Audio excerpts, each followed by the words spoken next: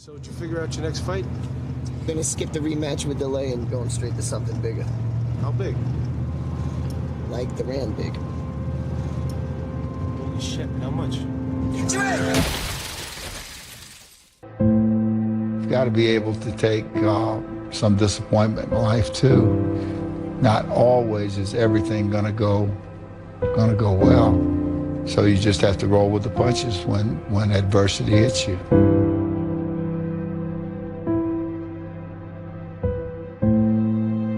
It was hard, ladies and gentlemen, and I was facing financial difficulties in my own life. I was behind on my bills and my dreams, and I'm saying to them, you can live your dream. It was hard, ladies and gentlemen. It was very difficult to pick myself up each day believing that I could do it. There were times that I doubted myself. I said, God, why is this happening to me? It was very hard. And here's what I want to say to you. For those of you that have experienced some hardships, don't give up on your dream. If you're always winning and you don't really understand what it is to win, you got to take those losses, you got to take those hits. There's got to be the valleys, the peaks, the ups, the downs. In order for you to, when it does happen, you go, wow, qué rico. You know, this is what it's all about. And not only that, it's never about making it, guys. It's always about maintaining it. That's the toughest part. You know, and a lot of people have that. They're scared. They're scared of failure. I think people are scared. I think people lack self-esteem. But failure is one of the most important things you could ever have, as far as like the motivation to do things differently. One of the reasons why I'm good at work is because I've been a worker in the past, and I know the feeling of failure. Even when you lose, it's okay to lose, but you can't never get comfortable with it. So I really had 2 failures before I succeeded with GoPro. How do those failures drive you today? Well, at the time they scared me, right? And failure isn't easy. It wasn't like I thought, oh, cool, I failed. And success has taught me that one of the most important things an entrepreneur can have is perseverance. The dedication, a willingness to fail, pick yourself up again and give it another shot. Because if you don't have that, if you don't have that grit, you're going to get run over. It's the reinforcement of those goals, like understanding that you can achieve those goals. It's going to be difficult. You're going to push through the difficulty, and then you're going to understand what difficulty truly is and how much of it is just mental, how much of it is just in your mind, this adversity to difficult task or to struggle. I fell so many times and got back up.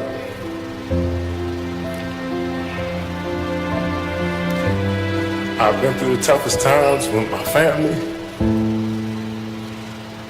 but I'm still standing.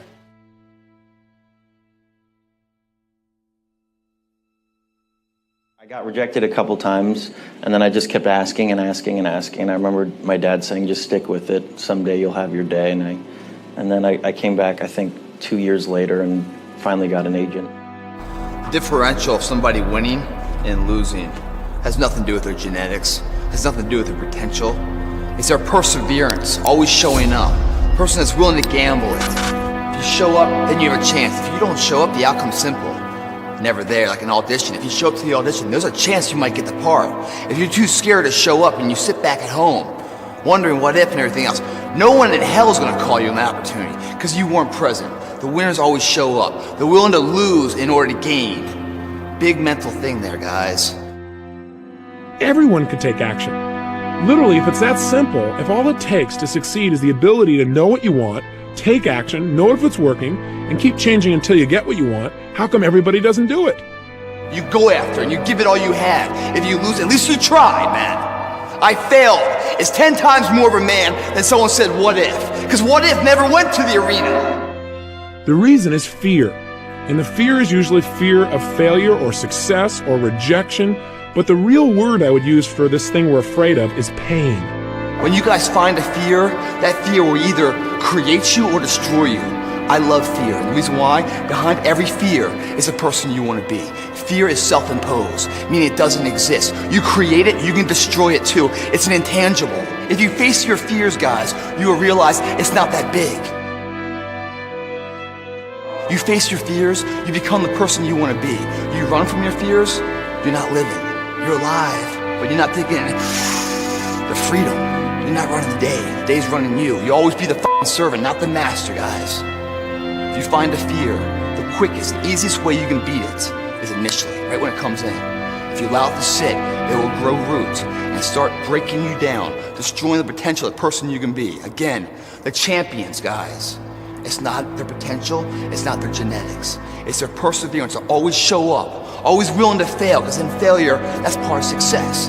Success is not, a marathon of life with just ups. Success is formulated through failures, through facing your fears, through falling down and getting back up. That's what creates the champion. Success does not define us. We define the success.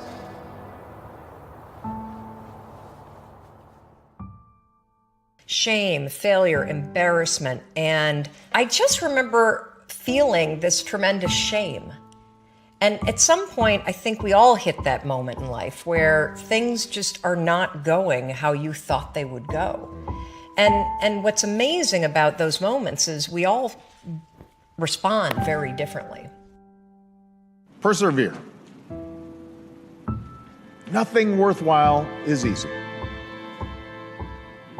No one of achievement has avoided failure, sometimes catastrophic failures. But they keep at it. They learn from mistakes. They don't quit. The second restaurant failed, and they held on to it for too long. So by the time that they closed the second restaurant, it was an $800,000 loss. And so I found myself at the age of 41, just feeling like a complete failure. I'm not done yet. All right, I got more in me. When you come up with excuses for why other people are successful and you're not, that is dangerous.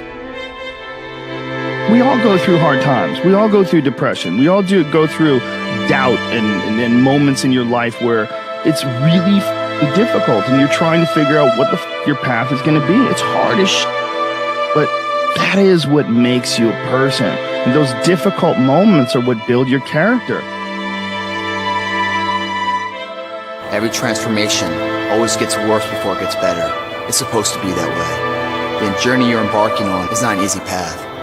It's not for the ill-hearted or the weak-natured.